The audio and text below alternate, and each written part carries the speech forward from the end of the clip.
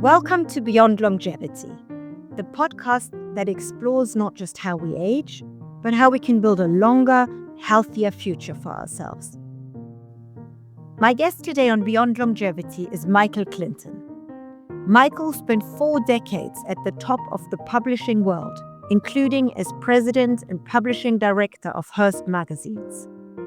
He now serves as special media advisor to the CEO of Hearst and is also the founder and CEO of Raw Forward, a B2B platform focused on the 50-plus market and the wider longevity economy.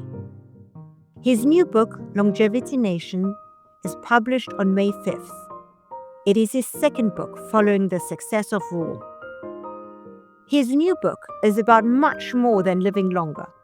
It looks at the people, ideas, and trends reshaping the second half of life, and what happens when longer lives begin to change work, money, health, education, and the old model of life itself. Michael is exactly the right person to write this book, not only because he has watched these shifts from the top of major institutions, but because he has lived them himself. He has now been to 127 countries, run 7 marathons on 7 continents, and for over 25 years has traveled with an adventure group on demanding trips, including Kilimanjaro and the Everest Marathon. Much of that came well after the early part of life, and he has no intention of stopping. So when he talks about staying open to life and continuing to build new chapters, he's not speaking in the abstract. Today, I want to talk to him about what longer lives really mean once they stop being a theory and start becoming a social reality, and about whether we are truly ready for the opportunities and the challenges that come with that. Hi, Michael. Thank you so much for joining us on Beyond Longevity today. Your life, your career is just absolutely incredible. But let's start sort of right at the beginning. You grew up, and I hope you don't mind me saying so, in quite humble backgrounds. Let me ask you something that's a bit out there.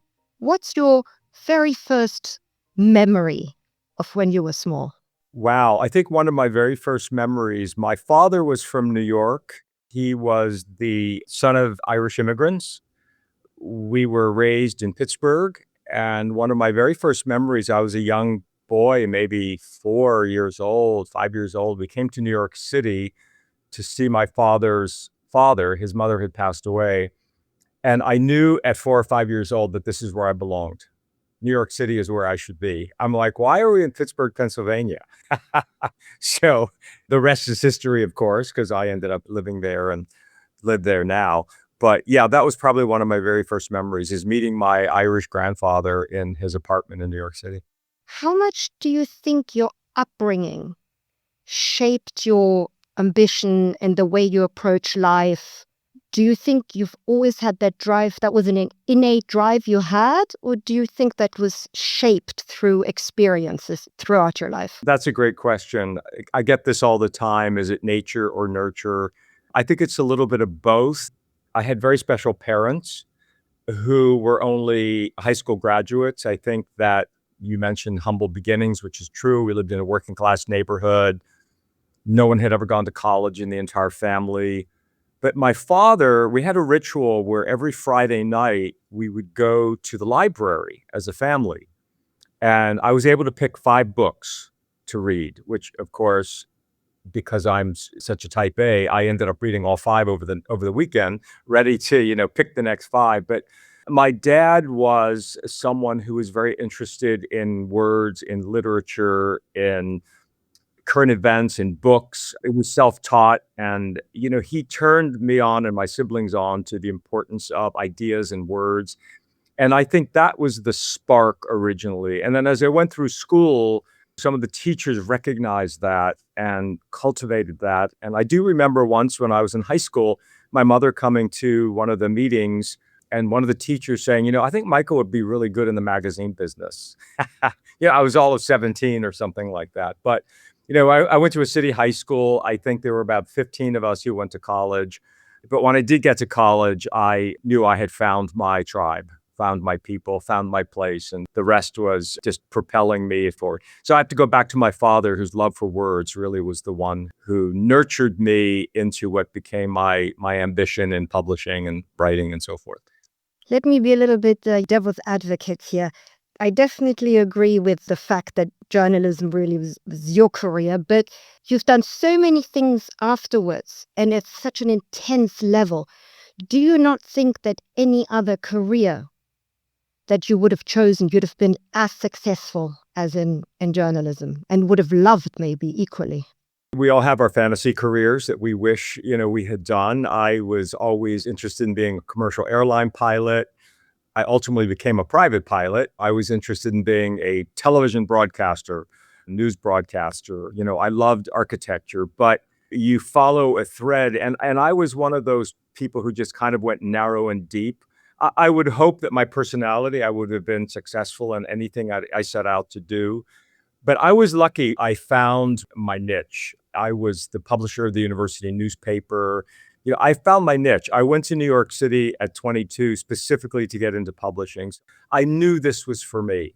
I didn't have a lot of other things once I got out of college. I didn't have a lot of other things that I was really thinking about. I really wanted to pursue the publishing world, and that's what I did. Yeah. And very, very successfully. You spent years at the very top of Hearst, which is one of the biggest media organizations in the world, with a front row seat to culture and consumer behavior. And I think you really had a front row seat to see how people's aspirations were changing. How much do you think now, looking back, did that chapter of your life shape the way you think now about longevity and the second or third or fourth quarter of your life? In the first book that I wrote, Roar, Into the Second Half of Your Life, I had an early epiphany. I was the publisher of GQ in my early 30s, and it was a very, very heady job for someone.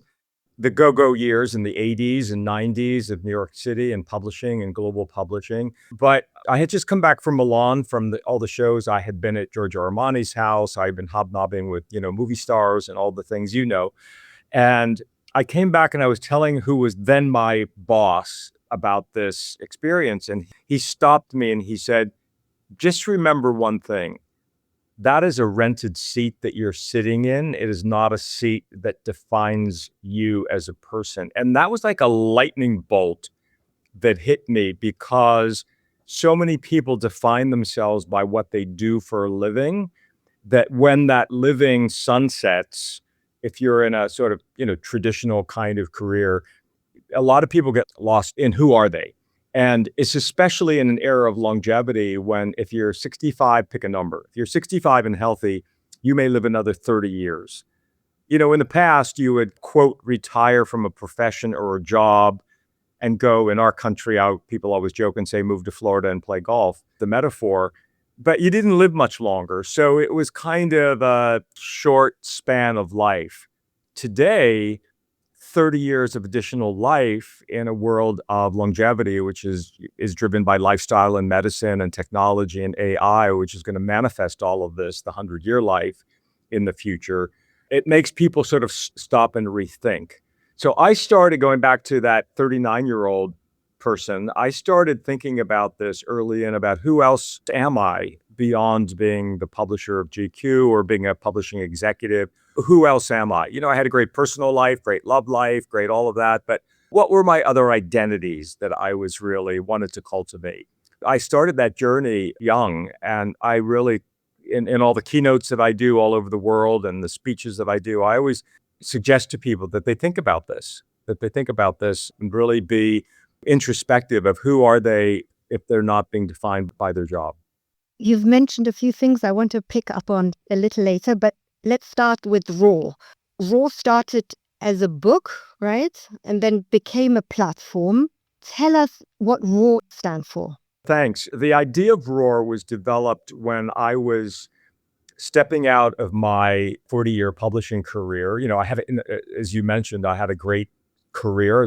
I was full. I was the president and publishing director of Hearst magazines. Our team launched Oprah magazine. We bought Hachette. We bought Rodale. We became a global powerhouse. I was the chairman of the Magazine Publishers of America, but I was ready to sort of put a punctuation point on that career and move on to the next thing.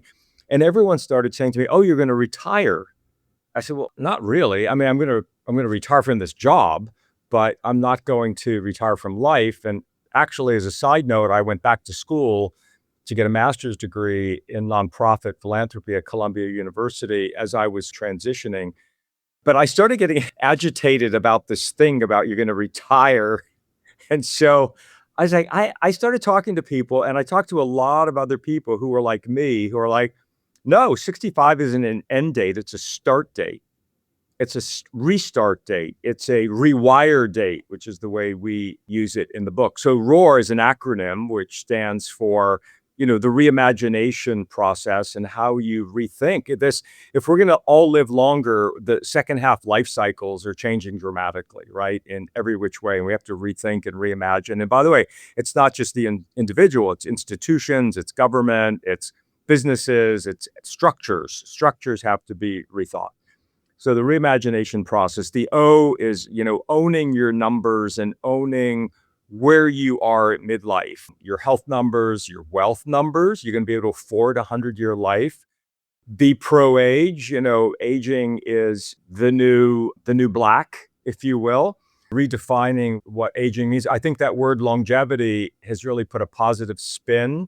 Aging is a negative word that has a lot of baggage, cultural baggage. Longevity is a positive word that 35-year-olds can relate to, as well as 70-year-olds and older. The A is the action plan, which is really, I didn't want it to be homework. I wanted it to be fun and informative. And so A is an action plan to really do things to help you reinvent yourself. And then R is the relationships around you that help you to manifest who you want to be in the second half of your life. And that, as you said, spawned a whole business called Roar Forward, which your listeners can tune into at roarforward.com. So the book came out of a personal catharsis and turned into a joint venture with Hearst.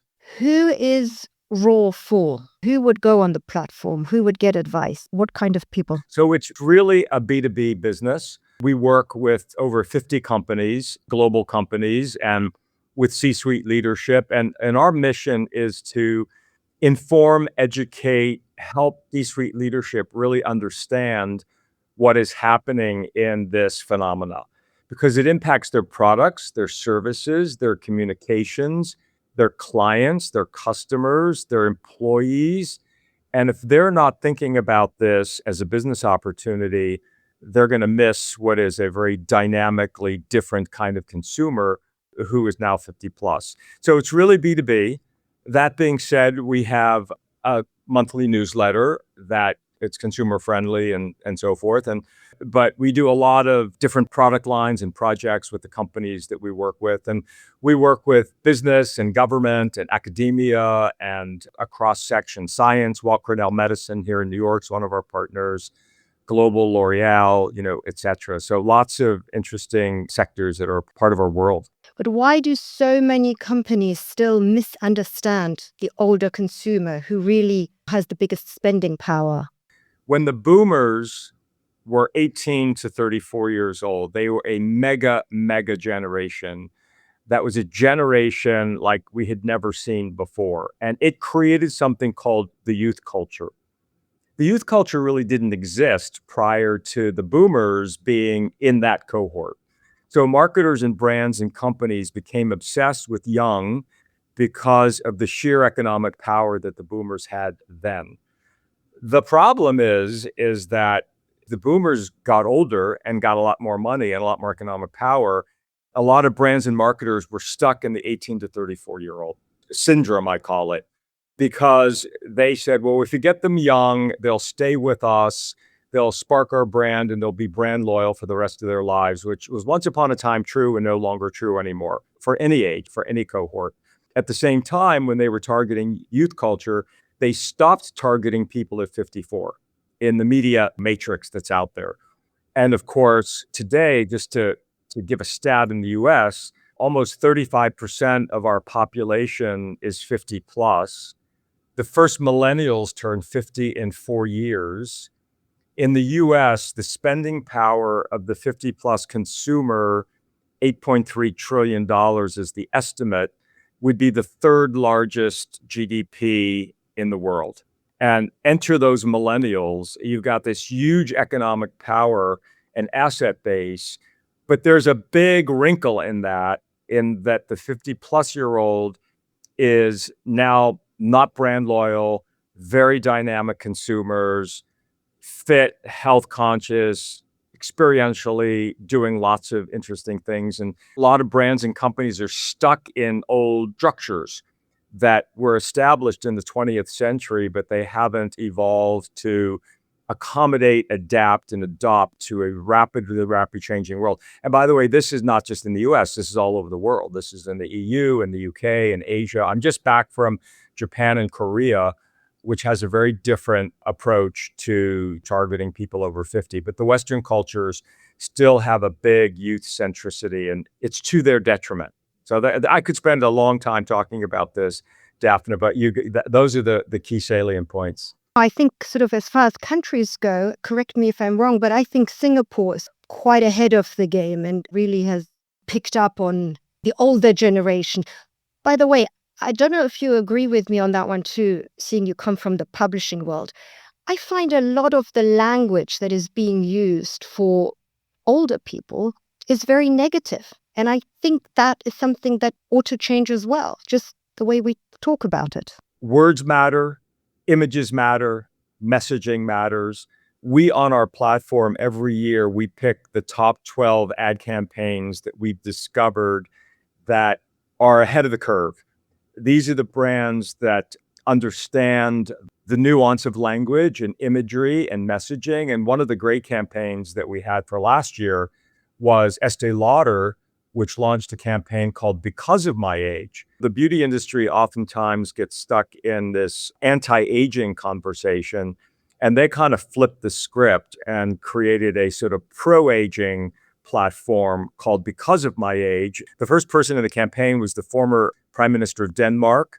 She's late 50s. You probably heard they just brought Paulina Porzakova back into their brand ambassador roles.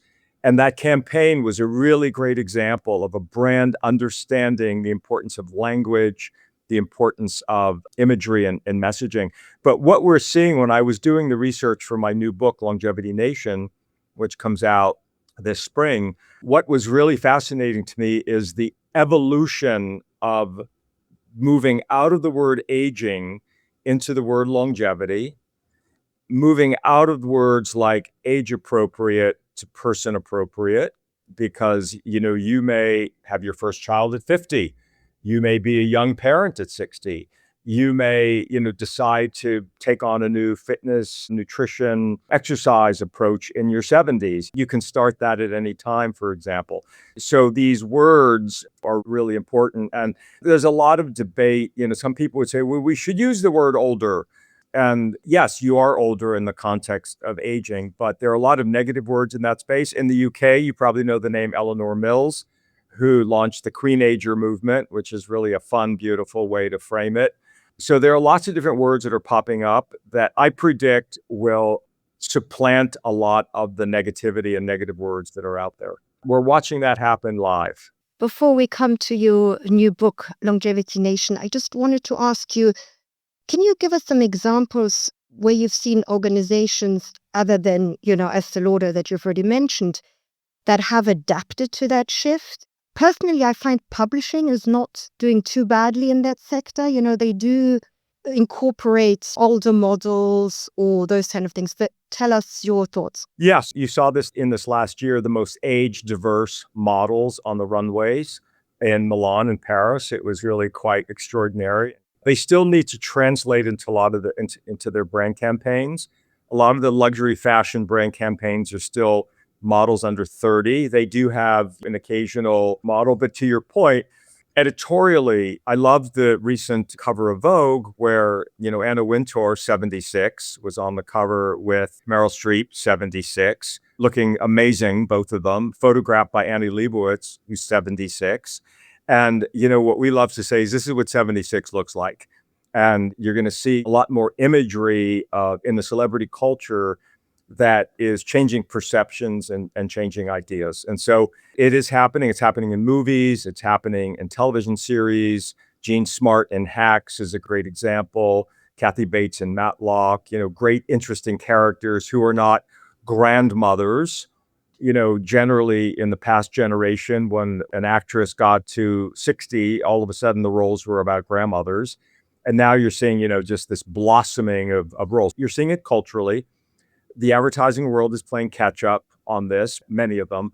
But behind the scenes, there are a lot of companies doing a lot of really innovative things. So for instance, L'Oreal, back to L'Oreal, they have a program called L'Oreal for All Generations, where they have identified and acknowledged that their employees over 50 should be retrained, retained, promoted, hired.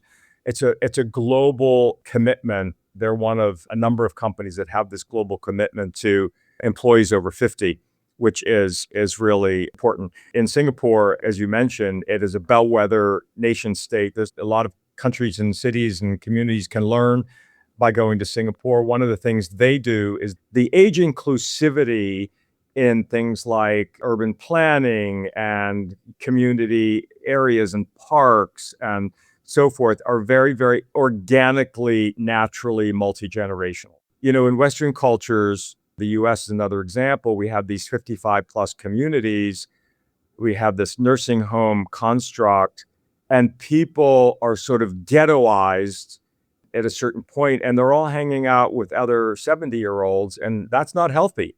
You need to have multi-generational connections, and Singapore has been really good at that, and other Asian countries are good at that. So whether it's government, urban planning, business, everybody can join the chorus in their own way to rethink this whole second half of life cycle. A lot of people fear the reinvention because it sounds risky and destabilizing, and many people seem to shrink rather than open up as they get older.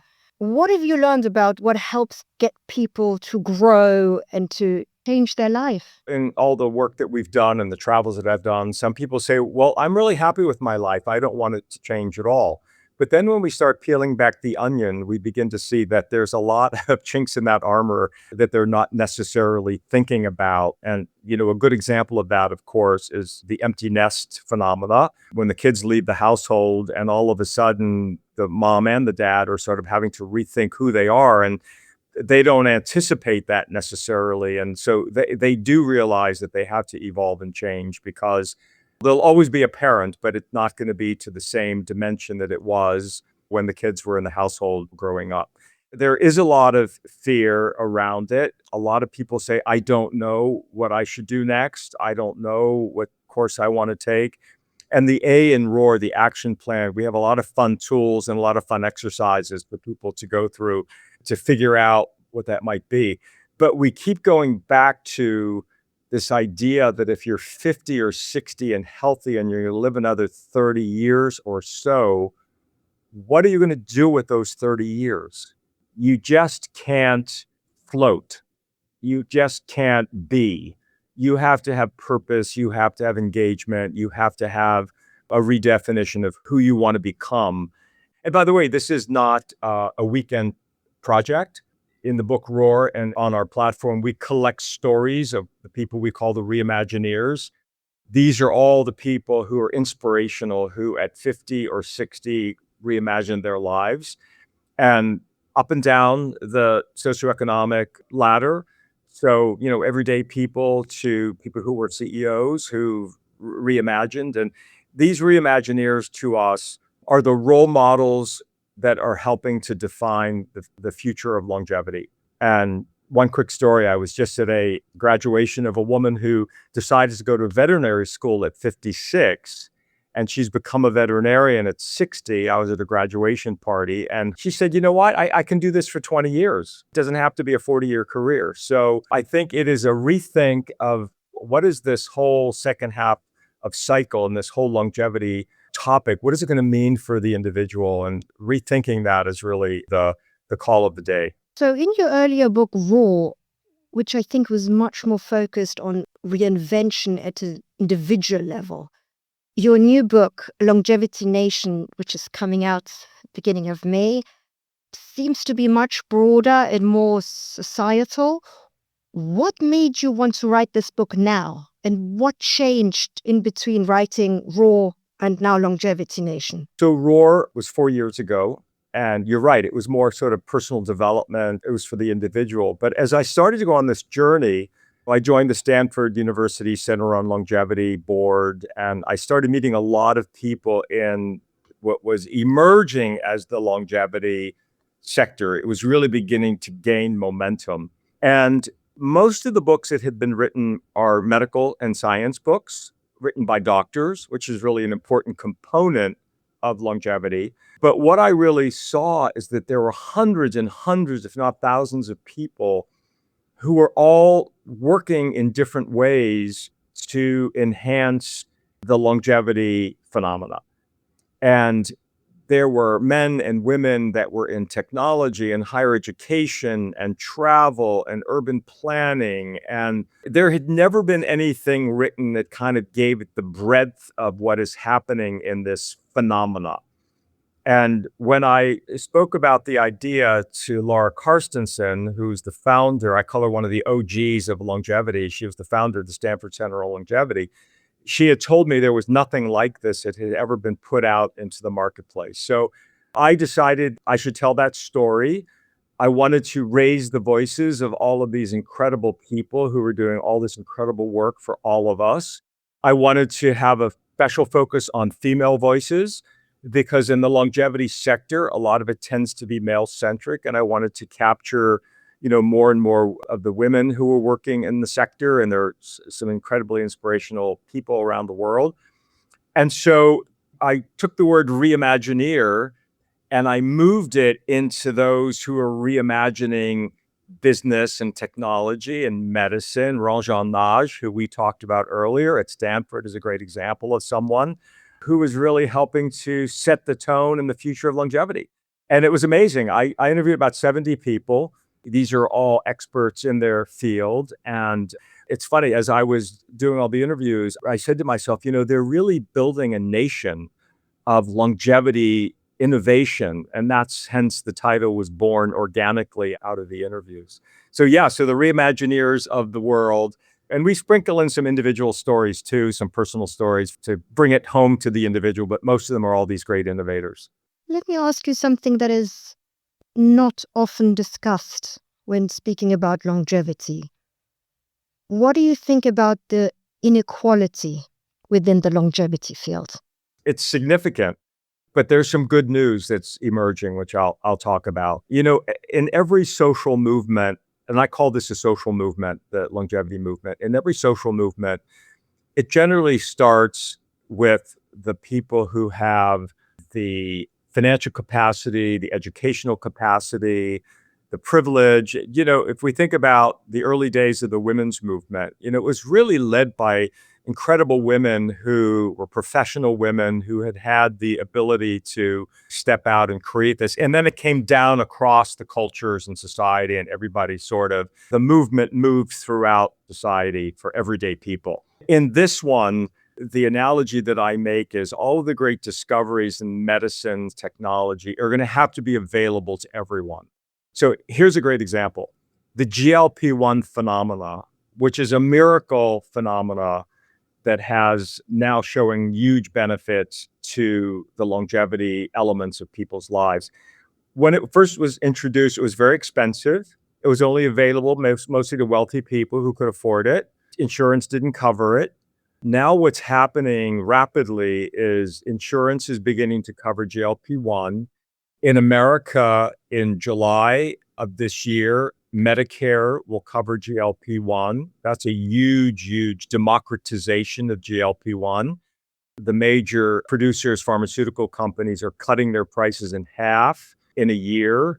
So that is a really great, fast example of how the GLP-1 is going to become very available to everyday people. And it's really exciting because, as you know, it started with diabetes and that in treating obesity. But the enormous byproduct of other things, reducing inflammation, better cardiovascular, better organ function, treating other addictions, it's really quite a remarkable development for human history. And it's really exciting that it's going to be available to most people in the next year. So, to your point, we have to make sure that all these discoveries and all the people I interviewed, that's their goal. They want the things they work on, they want them to be available to everyone, not just to the elite or to the wealthy. We all know the American dream. How does the American dream evolve to include longevity? America has a lot of work to do on this topic because, unlike Asia and I would say the UK and other countries in the EU, there's a really high recognition of this phenomena of the amount of people that are living longer lives. And as you know, birth rates are down in 150 plus countries, below the 2.1 replacement rate. And when you look at countries like the UK or Italy or Korea, Japan, China, the highest percentage of people over 50 is significantly more than in the US. And so in those countries, there have been a lot of things to adjust to this reality. A lot of things that we talked about, for instance, in government programs and businesses being aware of it. And we talked about urban planning. The US, it's not on the big radar yet. It's becoming to be on the radar. So if the American dream is going to include longer, healthier lives, then government and public-private partnerships and nonprofits. In the book, I learned, for example, that the US nonprofit world, there are only 4 nonprofits that really invest in what we'll call the future of aging or longevity. Only 4. And when you think about the amount of monies that the nonprofit worlds have that invest in a lot of other things, this has to hit bigger on the nonprofit side. Businesses have to invest in it. Government, our Social Security structure is going to have some real challenges in the next decade because of the enormous amount of people that are tapping into Social Security versus the number of people who are putting money into Social Security. So the US has a lot of work to do. And in the book, I talk about this. This awareness has to be raised and people have to create some action plans. So, because the life expectancy right now in the US is around 80, but it's not the top of the list. The top of the list is in Asia. I was just in Korea. It's projected that Korean women will be the first cohort to have 90 as the average life expectancy, and late 80s in many Asian countries for women. So our life expectancy, a lot of things have to happen to build that. But I think that we're all collectively, globally on the path to this 100-year life being normalized for our children. The science shows that 50% of 5-year-olds today have a chance to live to be 100. And so if you go back 100 years when life expectancy was 62 and you say everyone's going to live to be 80, people would go, that's crazy. It's impossible, right? Well, today, 100 years from now, they might be saying 100, that's nothing. We're working on the 150-year life. Who knows, right? But it's all moving really quickly. So what do you think policymakers still fail to grasp about what happens when, millions of people live significantly longer lives? Beyond Social Security, and in our country, Medicare, Medicaid, which are healthcare services to people 65 and over, there need to be a lot more government programs, policies for age-friendly cities. There's no federal program in the US for creating the age-friendly city. It really happens very much on the local level. Programs that support the retraining and pivoting of workers and professionals that may want to move into a new career, a new profession, a new job. We have a real crisis here in that we don't have enough tradespeople. You're not going to necessarily at 65 want to become a construction worker, but there are a lot of other businesses in the tech world, the electrician world that aren't heavy labor. Why aren't there programs to say to people in their 50s, if you're being displaced by AI in your job or you're looking to do something new, here's a program that will fund your training to become a technician in technology, an electrician, pick your trade. So none of that exists. And those are just 3 examples of things that could become policy that would help in this longevity nation development. The wonderful Aviva Wittenberg-Cox, who's been a guest here on Beyond Longevity, recently described your book Longevity Nation in Forbes as a manifesto for the longevity movement. Did you write it to define that movement or to show people how much society is already changing as we live longer lives? Great question, and thanks to Aviva for that wonderful review. It was really the secondary, the latter that you described. I call this the survey course. Remember when you were in college and you took that Psychology 101 and you sort of got the survey course and you're like, oh, I kind of like psychology. I want to pursue it. This is the survey course on longevity. It was really to stimulate thinking for all kinds of people, but mostly for leadership, mostly for those who are in meaningful seats that can have impact. As I was developing it, I realized that it is the survey course. The moment we're in right now for longevity, it's all going to change in a year, 2 or 3. I'll have to write another book, but it's the survey course for what we know now. Listen, Michael, I can ask you so many more questions. I know your time is limited, so I'm going to cheat a little. I'm going to ask 3 questions in one, and then we're going to do rapid fire questions. Okay, I better make some notes here then. When you look ahead to the future, what gives you the most hope about the longevity movement? And what worries you the most? And third part, if listeners just takes one idea from your new book, Longevity Nation, what do you most want them to take away from it? I think the most hope that I see and others see is the enormous, enormous development in medicine, the medical sphere, all aided by AI. It is just revolutionary what is going to happen in preventative medicine, diagnostic testing, medicines that are being created, that are being generated by the AI phenomena. It's going to help manifest the 100-year life. It's really the most exciting part of longevity. And, we talked about GLP-1s, but there are many other things that are moonshot projects that are being developed for vaccinations and pills and tapping into genetic codes that centenarians have to create pills. I mean, it's really quite remarkable. I'm most excited about that. What worries me the most, and we talked about this, is 2 things. One is, as this longevity sector is created, it becomes a marketplace, and you have a lot of people who jump into it that are not science-based or evidence-based, who are putting a lot of promises out there with products that are not proven to be true. And so people get sucked into things thinking that these are going to help them. And that's part 1. And part 2, I think, is this, we talked about it earlier, making sure that all of this is available to everyone and making sure it's not just for the elite. And so I worry that we have to make sure that that happens globally, and government and business can help on that. On the personal side, for somebody who, it's well documented what longevity hacks are and what people can do. There's been a lot of debate about what percentage of your own personal longevity is genetic versus in our lifestyle control.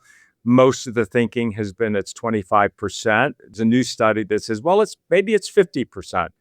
In the science community, there's still a lot of debate because, there are always studies that come out and one study refutes another study and then the next study comes out.